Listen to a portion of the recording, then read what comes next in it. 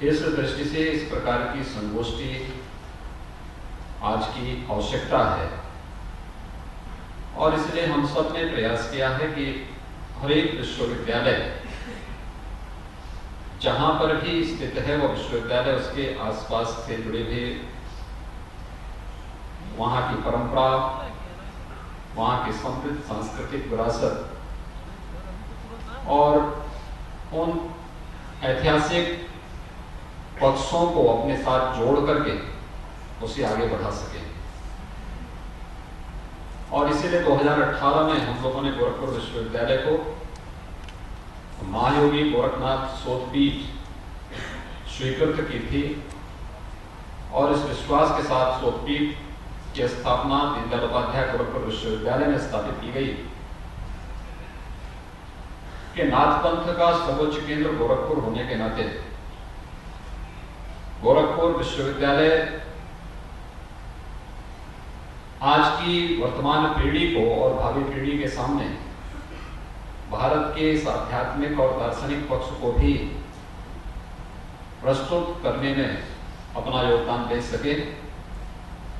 अलग अलग विश्वविद्यालयों को इस प्रकार के अलग अलग कार्य दिए गए हैं। मुझे प्रसन्नता है कि दीनदयाल उपाध्याय गोरखपुर विश्वविद्यालय ने इस दिशा में प्रयास प्रारंभ किया है, जिसमें आज एनसाइक्लोपीडिया और नाथपंथ से संबंधित उसके प्रथम संस्करण का एक सार भी यहाँ पर विमोचित हुआ है। इसके लिए मैं विश्वविद्यालय परिवार को हृदय से बधाई देता हूँ और अपनी शुभकामनाएं भी देता हूँ।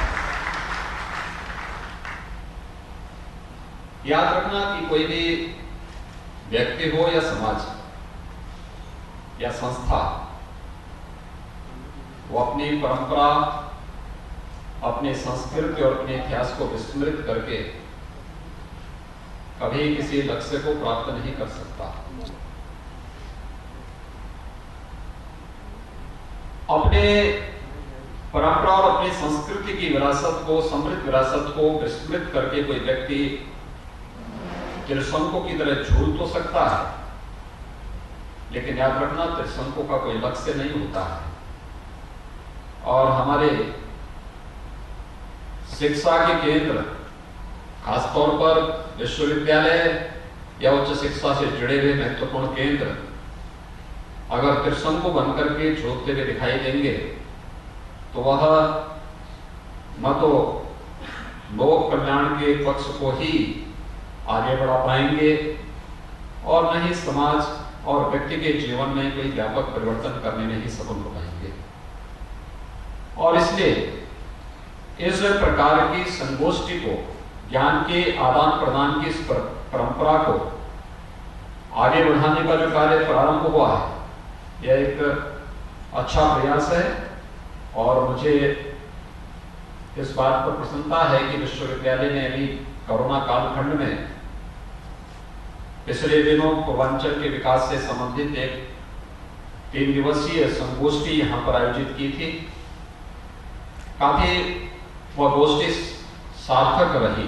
राज्य सरकार ने उससे संबंधित अलग अलग कमेटियों का गठन करके मंत्रिमंडल समूह भी गठित किए हैं, जो उन सभी विषयों को लेकर के विकास के कार्यों को पूर्वांचल के अलग अलग जनपदों में कैसे उसे क्रियान्वित करना है, इसको लेकर के वह कार्य भी प्रारंभ किया है। और आज ये त्रिदिवसीय संगोष्ठी नाथ पंथ के वैश्विक प्रत्यय को लेकर के आज यहाँ पर प्रारंभ हो रही है।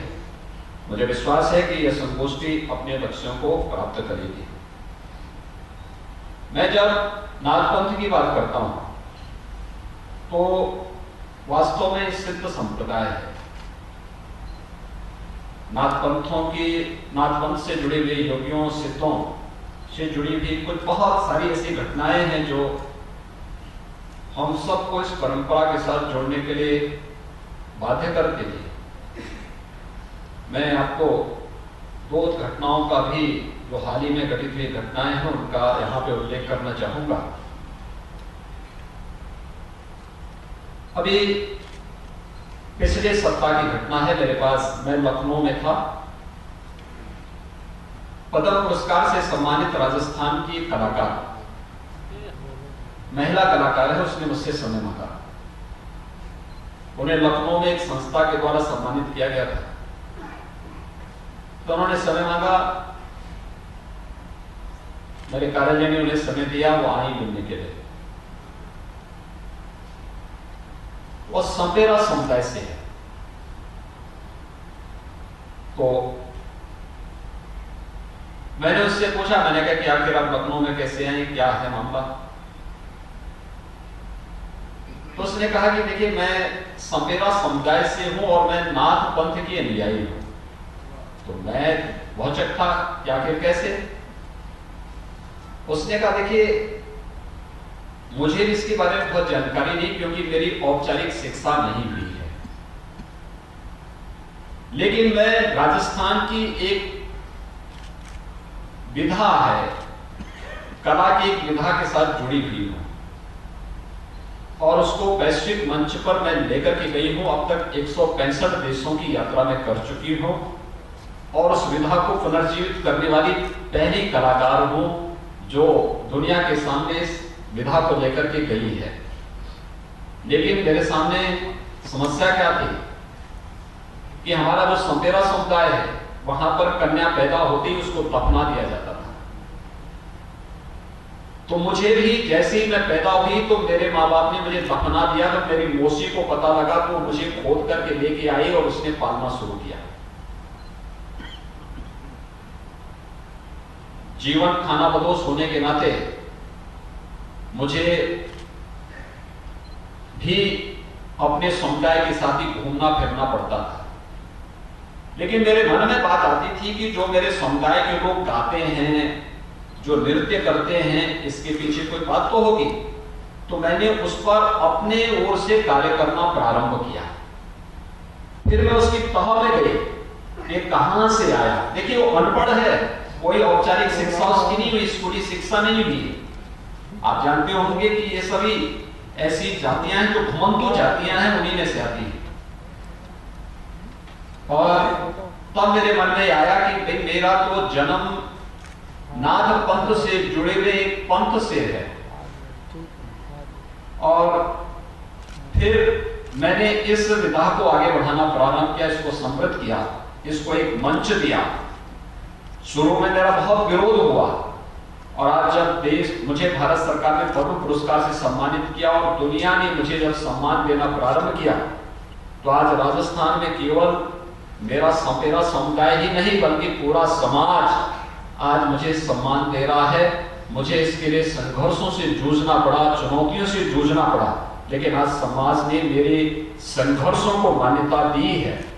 तो मैंने देखा, वह नाथ संप्रदाय के कनिपा पंथ से, एक पंथ है कनिपा नाथ जी ने शुरू किया था, एक सिद्ध योगी थे कनिपा नाथ। तो कनिपा नाथ जी से वह परंपरा प्रारंभ हुई जो संपेरों का समुदाय है और उसकी अनुयायी, उसका परिवार, उस संपेरा परिवार था, उसमें वह महिला जन्म लेती है और आज भी अपनी बात को स्वरूप में प्रस्तुत करती है, जिसकी यानी कोई कल्पना भी नहीं करता।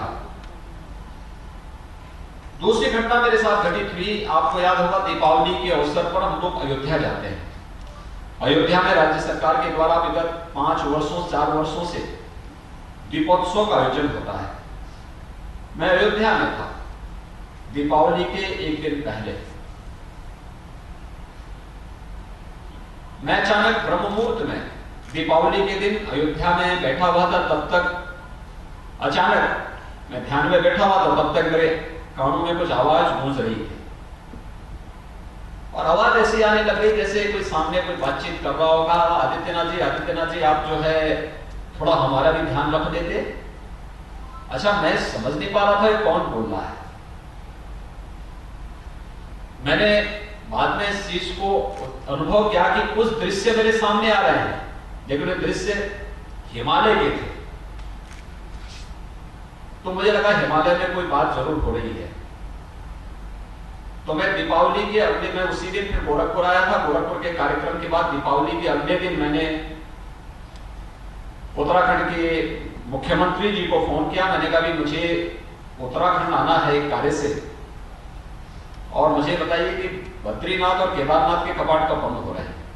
उन्होंने कहा केदारनाथ जी के कपाट तो कल ही बंद होने जा रहे हैं और बद्रीनाथ के कपाट 3 दिन के बाद बंद होंगे। अगर आप आना चाहेंगे तो मैं व्यवस्था कर देता हूं। मैंने कहा वेदर की स्थिति क्या है? उन्होंने कहा देखिए आज तो वेदर ठीक है लेकिन कल के लिए खराब बताया जा रहा है, अगर आप बना सकेंगे तो अच्छा होगा कार्यक्रम, फिर हम उसके अनुसार व्यवस्था करते हैं। तो मैंने अपना कार्यक्रम बनाया, मैं देहरादून गया, देहरादून से हम लोग केदारनाथ पहुंच गए।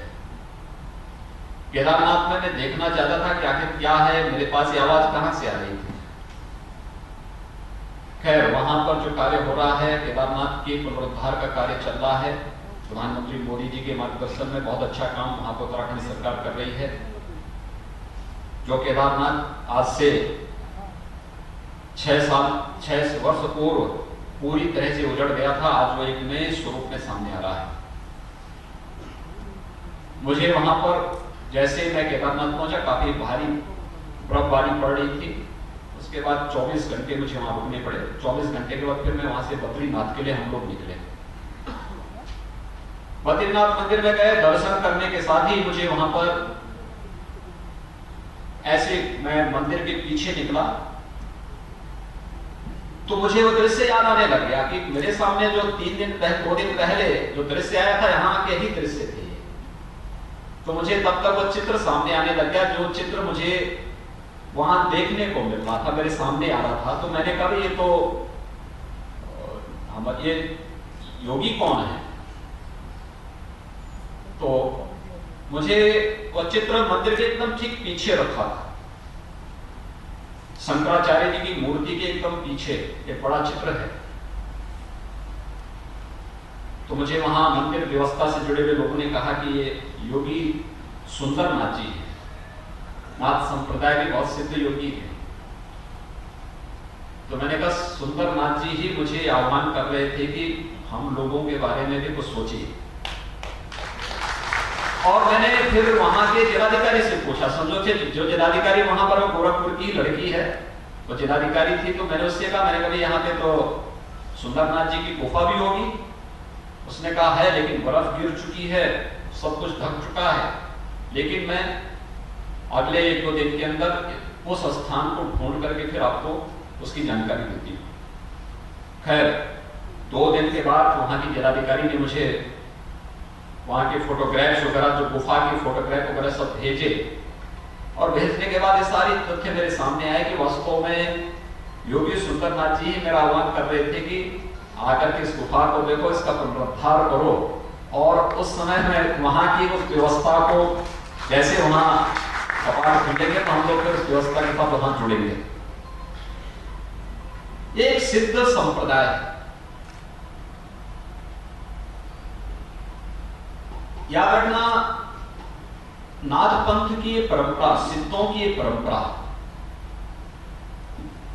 आदिनाथ भगवान शिव से प्रारंभ होती है और फिर नवनाथ 84 सिद्धों को लेकर के परंपरा आगे बढ़ती है। आप तिब्बत से लेकर के सुदूर दक्षिण तक, श्रीलंका तक आप चले जाइए और पूरब में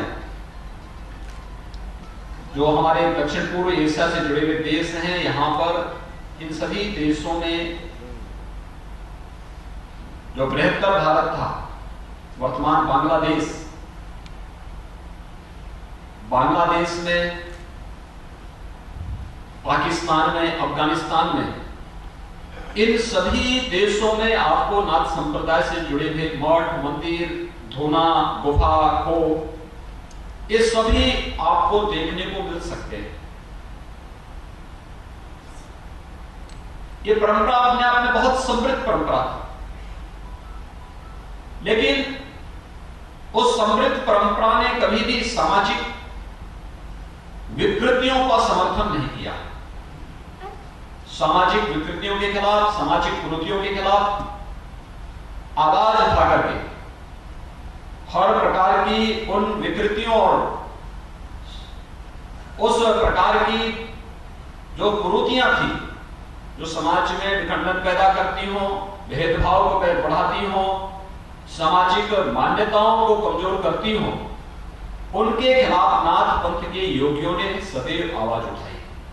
स्वाभाविक रूप से विकृति और कुरीतियां तब जन्म लेती हैं जब व्यक्ति केवल कानों से सुनी हुई बातों पर विश्वास करता है, अनुमान पर आधारित कोई कार्य करता है। जब उसको स्वयं पे विश्वास नहीं होता है तो वह फिर कहीं से सुनी सुनाई बातों पर विश्वास करते भी वह जब किसी कार्यक्रम को आगे बढ़ाता है तो वह तमाम प्रकार की रूढ़िवादिता को, कुरीतियों को और इस प्रकार के आडंबरों को जन्म लेता हुआ दिखाई देता है, जिसमें उसको स्वयं के अपने आवरण को बचाने की चिंता ज्यादा होती है।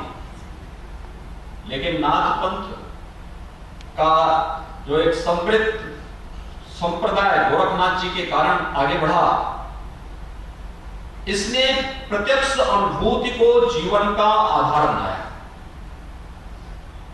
ये प्रत्यक्ष अनुभूति ये साधना से जुड़ा हुआ हो, ज्ञान से जुड़ा हुआ हो, या फिर समाज की से जुड़ी हुई किसी समस्या से जुड़ा हुआ हो, अगर वह प्रत्यक्ष अनुभूति पर आधारित नहीं है तो उसको नाथ संप्रदाय के योगियों ने कभी मान्यता नहीं दी है। और यही कारण है कि झोपड़ी से लेकर के राजमहल तक इस संप्रदाय का दखल आदिकाल से निरंतर रहा है और वह परंपरा उसी समृद्ध भाव के साथ आगे बढ़ती गई। आज भी मैं देखता हूं, आप नेपाल में आज भी चले जाइए, नेपाल के राजमहल से लेकर के एक सामान्य झोपड़ी में रहने वाले इंसान तक आपको नाथ संप्रदाय से जुड़े हुए चिन्ह उपलब्ध हो जाएंगे। नेपाल में काठमांडू जो नाम है, एक काष्ठ मंडप के आधार पर ही इसका नाम काठमांडू पड़ा। और काष्ठ मंडप किसी और का नहीं, गोरखनाथ जी का जो मंदिर था वो काष्ठ मंडप पर आधारित था। उस आधार पर ही नेपाल का राजधानी काठमांडू का नाम काठमांडू पड़ता है। जब आप काठमांडू में जाएंगे, पशुपतिनाथ मंदिर और जो शक्तिपीठ है, इन दोनों के बीच में जो एक छोटी सी पहाड़ी है, उसके बीच में जो मृगस्थली है, जो सिद्धस्थली के रूप में जानी जाती है, गोरखनाथ जी की साधना स्थली के रूप में उनका मंदिर मठ आज भी वहां पर स्थित है। आप नेपाल में अन्य तमाम स्थलों पर जाएंगे, दान में आएंगे, 7वीं शताब्दी में गोरखनाथ जी के शिष्य हुए रत्न परीक्षित, ये वहां के राजकुमार के बाद में रतननाथ के रूप में बहुत सिद्ध योगी हुए। इतने सिद्ध योगी थे कि दान से आज का जो बलरामपुर जिला है उत्तर प्रदेश में, तुलसीपुर में देवीपाटन मंदिर, वहां पे शक्तिपीठ की विग्रह की स्थापना महायोगी गुरु गोरखनाथ जी ने की थी। और वहां पर नित्य प्रति मां की आराधना के लिए रतननाथ जी की सवारी वहां से तान से देवीपाटन आती थी, देवीपाटन से वापस जाती थी। आज भी एक परंपरा है, चैत्र नवरात्रि में एक यात्रा आती है नेपाल से, तान से, और प्रतिपदा से चतुर्थी तक तो वहां पर मां का अनुष्ठान होता है, और चतुर्थी से यानी पंचमी से लेकर के नवमी तक वहां पर पात्र देवता के रूप में गोरखनाथ जी का अनुष्ठान होता है। गोरखनाथ जी की पूजा उसके बाद वहां पर होती है। यात्रा रतननाथ जी के रूप में जो नेपाल से आए हुए योगी होते हैं उनके द्वारा उसको नेतृत्व प्रदान किया जाता है। नेपाल के अंदर अनेक ऐसे स्थल आपको मिलेंगे, और भारत के अंदर भी जिस भी राज्य में आप जाएंगे उन सभी राज्यों में आपको महायोगी गुरु गोरखनाथ जी से जुड़े हुए मठ, मंदिर, गुफा, खोह, धूना, ये सभी देखने को मिल जाएंगे। हर एक राज्य में देखने को मिल जाएंगे, उत्तर में, दक्षिण में, पूरब में, पश्चिम में। महाराष्ट्र के अंदर नवनाथों की जो परंपरा है, ये पूरी परंपरा तो नाथ पंथ के योगियों से जुड़ी हुई परंपरा है। नाथ पंथ से जुड़ी निकली हुई तमाम ऐसी अन्य उपासना विधियां हैं जो आज भी पूरी मजबूती के साथ भारत की इस आध्यात्मिक और दार्शनिक व्यवस्था को मजबूती प्रदान करने में अपना योगदान दे रही है। आवश्यकता इन सब पर संयोजन की। एक समृद्ध परंपरा को किस रूप में हम आगे बढ़ा सकते हैं। मैंने इसीलिए यहां विश्वविद्यालय से इस बारे में कहा था कि विश्वविद्यालय को इंसाइक्लोपीडिया ऑफ नाथ पंथ के बारे में विचार करना चाहिए, और मुझे प्रसन्नता है कि उसका एक सार प्रथम संस्करण के रूप में आज विश्वविद्यालय ने यहाँ पे लोकार्पित किया है। मैं स्वयं भी उसका अवलोकन नहीं कर पाया हूँ, लेकिन मैं चाहूंगा कि ये परंपरा आगे बढ़नी चाहिए। आप जाएंगे तो तिब्बत के साथ राघव राघव अपने साथ जो व्यापक साहित्य तिब्बत से लेकर के आए थे, उसमें सिद्ध साहित्य था, विस्तृत साहित्य है। नेपाल की पूरी परंपरा, बौद्धों की जो परंपरा है, वहां पे नाथ पंथ के 84 सिद्धों को उसी रूप में मान्यता दी गई है जिस रूप में नाथ पंथ ने 9 नाथ 84 सिद्धों को मान्यता दी है। वही परंपरा उन्होंने वहां पर उस रूप में स्वीकारी है। आप पाकिस्तान के अंदर जाएंगे, 8-10 वर्ष की पूर्व की घटना है। गोरखपुर का एक सिख परिवार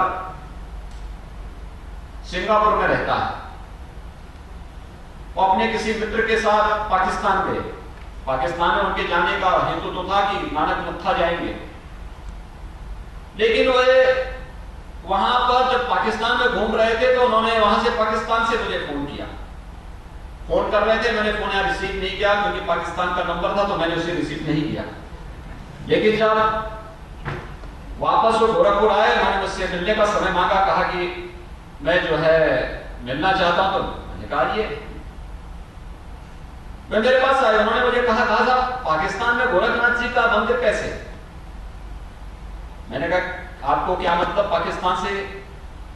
उन्होंने कहा नहीं, मैं पाकिस्तान गया और पेशावर के पास एक जोगियों वाला पहाड़ी पे यात्रा चल रही थी और वे सभी गोरखनाथ जी की जय जयकार कर रहे थे। उसमें सभी पंथों से जुड़े हुए लोग थे, हिंदू भी थे, मुसलमान भी थे, सभी लोग थे। तो मैंने कहा गोरखनाथ जी की साधना स्थली पेशावर में भी है, उनका एक प्राचीन धूना मठ वहां पर आज भी मौजूद है। आप गोरखनाथ जी के जिस शिष्य रतननाथ जी की चर्चा मैंने यहां पर की, दांग के राजकुमार थे, नेपाल में दांग एक स्टेट थी, वहां के राजकुमार थे। उनसे जुड़ी हुई एक बड़ी जो मठ हम कहते हैं, आज वह दरगाह के रूप में काबुल के अंदर स्थित है, रतननाथ की दरगाह के रूप में। और दरगाह का एक अंश दिल्ली में भी रतननाथ के दरगाह के रूप में दिल्ली में आपको देखने को मिल सकती है। यानी आप देश के अंदर जहां कहीं भी जाएंगे, आपको नाथ पंथ से जुड़े हुए स्थल उस रूप में देखने को मिल सकते हैं। उन सबको हम लोग वहां पर अवलोकन कर सकते हैं। मुझे याद है गोरखपुर विश्वविद्यालय और यहां से विश्वविद्यालय से जुड़े हुए महाविद्यालयों के रक्षा अध्ययन से जुड़ा हुआ एक शैक्षणिक भ्रमण का कार्यक्रम आज से 5-7 वर्ष पूर्व यह ढाका के लिए गया था। इनको 1971 के वार मेमोरियल को वहां देखना था, उसको अवलोकन करना था। दिग्विजयनाथ स्नातकोत्तर महाविद्यालय के रक्षा अध्ययन विभाग के अध्यक्ष डॉक्टर श्री भगवान सिंह भी उस दल के साथ में थे। तो ये जब ढाका जा रहे थे तो इन्होंने मुझसे पूछा, इन्होंने कहा कि हम लोग ढाका जा रहे हैं, वहां पर क्या और देख सकते हैं? मैंने कभी देखना, ढाका में ढाकेश्वरी देवी का मंदिर है। दूसरा, वहां पर एक बात और देखना, नाथ संप्रदाय का जो आदि परंपरा चलती है आदिनाथ से, आदिनाथ जी का जो मंदिर है वह ढाका के पास ही है। आप लोग वहां देखने के लिए जरूर जाइएगा।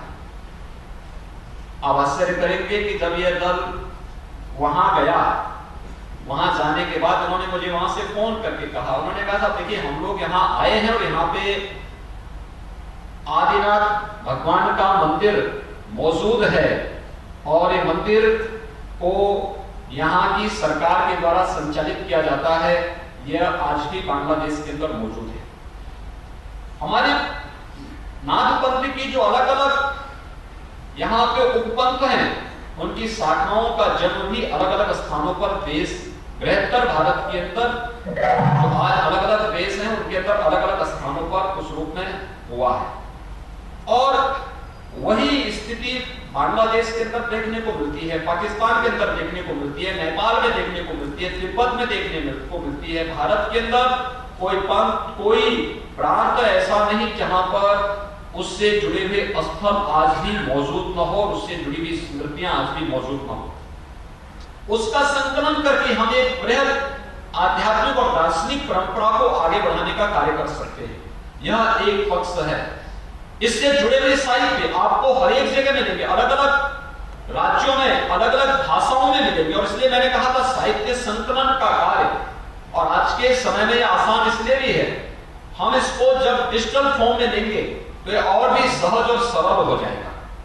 हमें उस दिशा में प्रयास प्रारंभ करना चाहिए। ये आने वाली पीढ़ी के लिए और आने वाले समय में यह भारत की आध्यात्मिक और सांस्कृतिक विरासत को वैश्विक मंच पर रखने का एक बहुत अच्छा माध्यम हमारे लिए बन सकता है। इससे इस पर प्रयास प्रारंभ किए जाने की आवश्यकता है। दूसरा, इसका जो व्यावहारिक पक्ष है, जिसके बारे में मैं कह रहा था कि जब व्यक्ति का व्यावहारिक पक्ष नहीं होता, वो सैद्धांतिक पक्ष पर सुनी सुनाई बातों पर विश्वास करता है, तो वह किसी न किसी रूढ़ी, किसी न किसी पाखंड और किसी न किसी कुरीति की चपेट में वह परंपरा आती है, और फिर वहां से विकृति जो प्रारंभ होती है वह कालांतर में लोग का, समाज का व्यापक क्षति पहुंचाती है।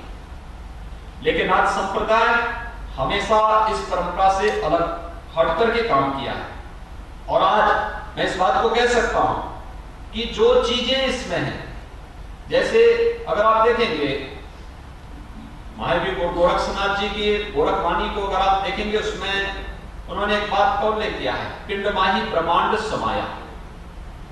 यानी उन्होंने क्या कहा? उन्होंने कहा कि देखो अलग विषय है, अलग अलग कोई नया साधक है, उसके लिए मंदिर में जाना आवश्यक है, वो मंदिर में जाएगा, एक सामान्य श्रद्धालु मंदिर में जाकर के अपनी उपासना करेगा, उसके लिए आवश्यक है। लेकिन अगर कोई एक साधक है जो अपनी साधना की प्रकार एक उसके साथ आगे बढ़ चुका है, उसके लिए सब बाह्य चीजें बहुत मायने नहीं रखती हैं। उसके लिए तो महत्वपूर्ण क्या है? उसके लिए अपना शरीर ही साधना का केंद्र बिंदु है। जो कुछ ब्रह्मांड में है, संपूर्ण ब्रह्मांड में जो कुछ उसे दिखाई देता है, वह सब कुछ उसके इस शरीर में है। लेकिन उसके लिए उन्होंने क्या कहा? उसके लिए उन्होंने कहा कि भाई इसके लिए आपको काया शोधन पर ध्यान देना पड़ेगा, शारीरिक शुद्धि, और शारीरिक शुद्धि के बाद फिर मानसिक शुद्धि की तरफ ध्यान देना पड़ेगा। इसके लिए उन्होंने क्या बात कही? उन्होंने कहा अवधू आहार तोड़ो, निद्रा मोड़ो, कबो न होएगा रोगी, छठे क्षमा से काया पलटिवा, जो को बिरला वियोगी। यानी देखिए, ये जो गोरखवाणी की जो भाषा है, उस भाषा का अगर आप अवलोकन करेंगे तो आप देखेंगे कि जितने भी हमारी क्षेत्रीय भाषाओं के शब्द हैं, ये उसमें आपको देखने को, शब्दों में देखने को मिल जाएंगे। और उन शब्दों का चयन किस रूप में हुआ है?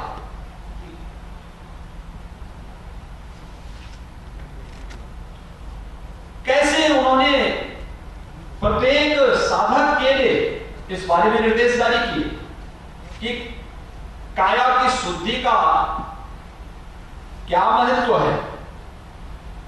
पहले आहार को नियंत्रण में रखना, आहार नियंत्रण में होगा तो निद्रा नियंत्रण में होगी। भाई आहार पे अगर नियंत्रण नहीं है तो नींद पे भी नियंत्रण नहीं होगा, और अगर आहार नियंत्रण में है तो व्यक्ति अपने को आधी बीमारियों से तो वह स्वयं ही मुक्त हो जाता है। हमारा गलत खान पान, नियम और संयम से न रहना, यह व्यक्ति की आधी से अधिक बीमारियों की जड़ है। व्यक्ति समय पे जागे, समय पे सोए, समय पर भोजन ले, समय पर अपना जो भी हो, एक संयमित दिनचर्या अगर उसकी है तो बीमारियों की आदि समस्या का समाधान तो उसने स्वयं ढूंढ लिया है।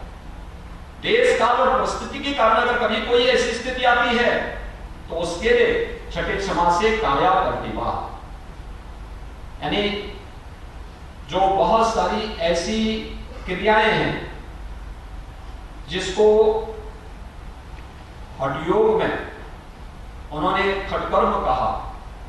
धोती, बस्ती, नेति, नौली, त्राटा, कपाल भांति की जो क्रियाएं हैं, ये जो क्रियाएं हैं ये सारी काया शोधन की क्रियाएं हैं।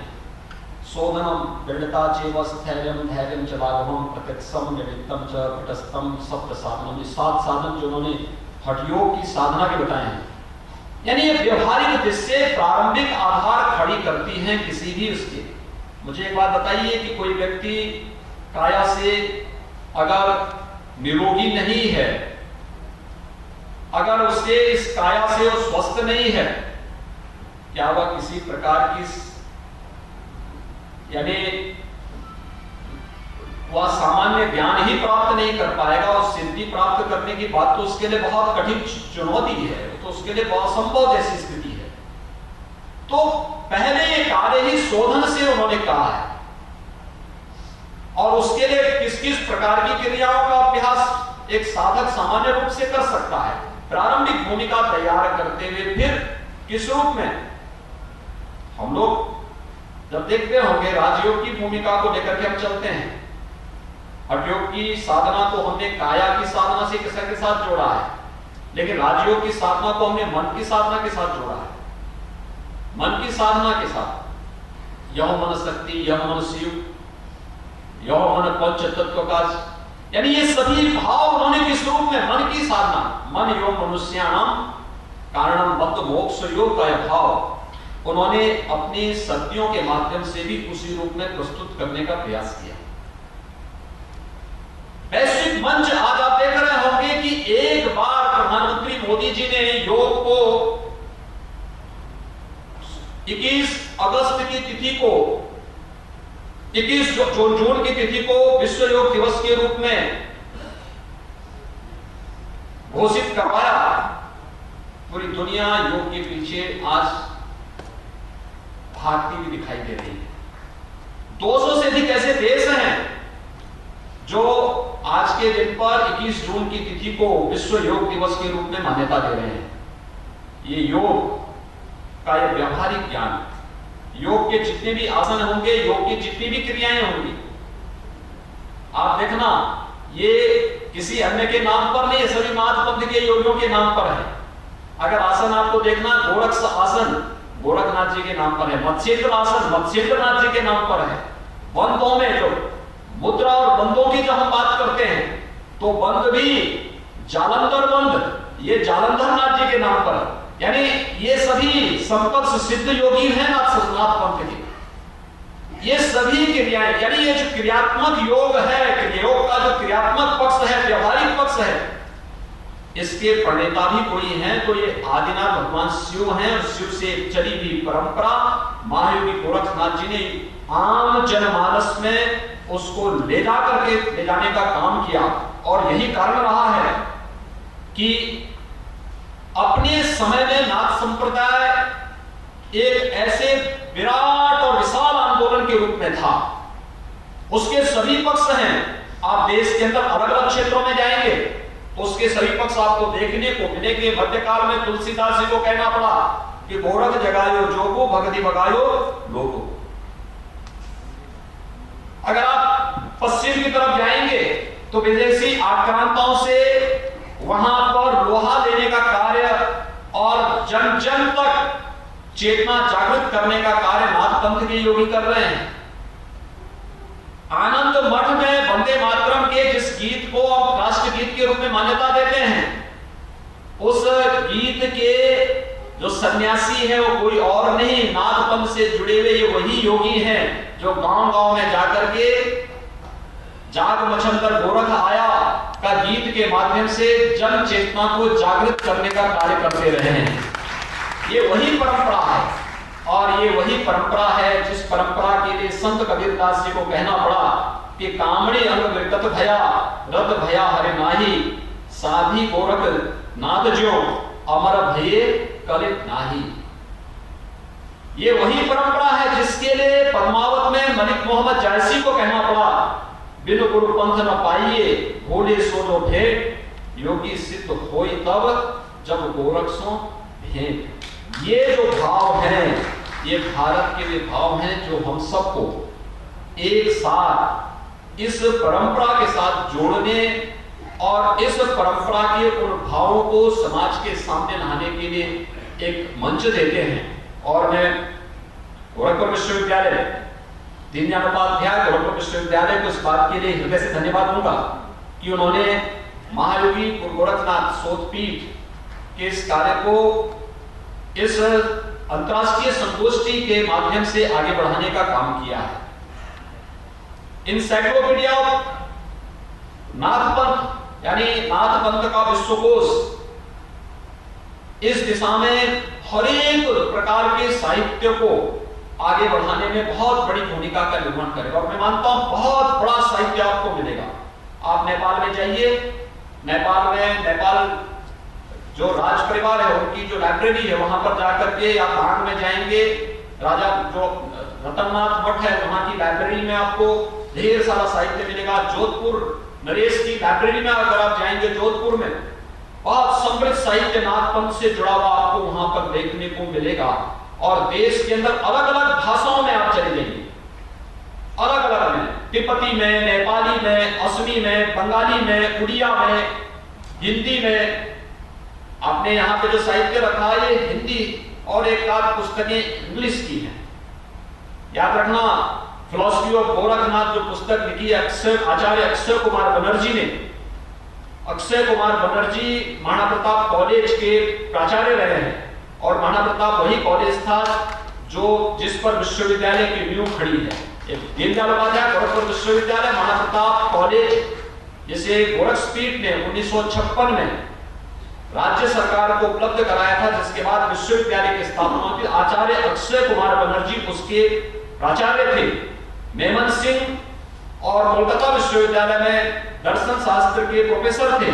बाद में यहाँ उसके प्राचार्य के रूप में यहाँ पर आए थे और फिलॉसफी ऑफ गोरखनाथ उन्होंने लिखी थी।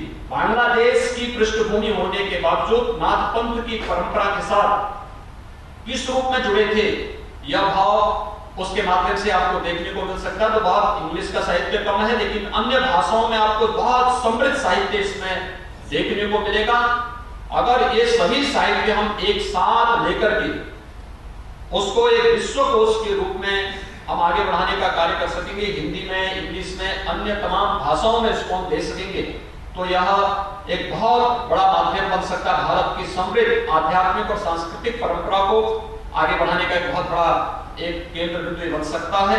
आज के इस अवसर पर जो भी शोधार्थी जो हमारे योगीगण आए हैं, योगी शांति हमारे यहाँ से उड़ीसा से यहाँ पर आए हैं, अपने यहाँ से महाराष्ट्र से भी हमारे योगी आए हैं, अन्य हमारे संतगण आए हैं, वो सभी इस क्षेत्र में डॉक्टर अनुज प्रताप सिंह ने बहुत अच्छा काम उन्होंने इस साहित्य में पिछले कई दशकों से भी काम कर रहे हैं।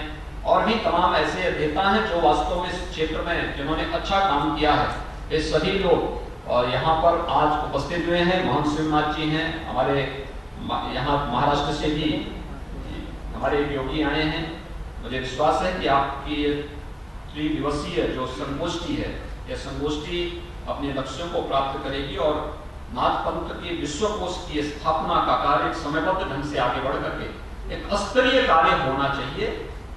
जो कुछ मटेरियल आएगा उस मटेरियल को एज इट इज हम उसमें न दे करके उसका व्यापक संपादन और शोध के बाद उसका संपादन होना चाहिए कि जो लोगों के पास जाए तो वो अच्छी चीजें सामने लेकर के आए। उस भाव के साथ हम इसको आगे बढ़ाने का कार्य करेंगे। एक बार फिर से मैं इस पूरे कार्यक्रम के प्रति, बल्कि इसके लिए राजा मानसिंह ने, जोधपुर नरेश राजा मानसिंह थे, उन्होंने नाथ तीर्थावली एक पुस्तक लिखी थी 17वीं शताब्दी में। श्री नाथ तीर्थावली, उस पुस्तक की जानकारी कहीं से लीजिए, यहाँ पर नहीं होगी तो अगर हमारे गोरखनाथ मंदिर की लाइब्रेरी में ना हो तो जोधपुर की लाइब्रेरी में इसका साहित्य आपको प्राप्त हो जाएगा। श्री नाथ तीर्थावली के बारे में कहां पर नाथपंथ से जुड़े हुए प्राचीन स्थल हैं, इन सब का प्राचीन स्थलों का उल्लेख आज से यानी 150 वर्ष पूर्व जितने स्थान होंगे वे सभी आपको नाथ तीर्थावली के माध्यम से देखने को मिल सकते हैं। मैं एक बार फिर से आज के इस अवसर पर इस पूरी संगोष्ठी के प्रति हृदय से शुभकामनाएं देता हूं, विश्वास व्यक्त करता हूं कि संगोष्ठी अपने लक्ष्यों को प्राप्त करेगी। आप सबके प्रति मेरी शुभकामनाएं, होली की मंगलमय शुभकामनाएं। धन्यवाद। जय हिंद।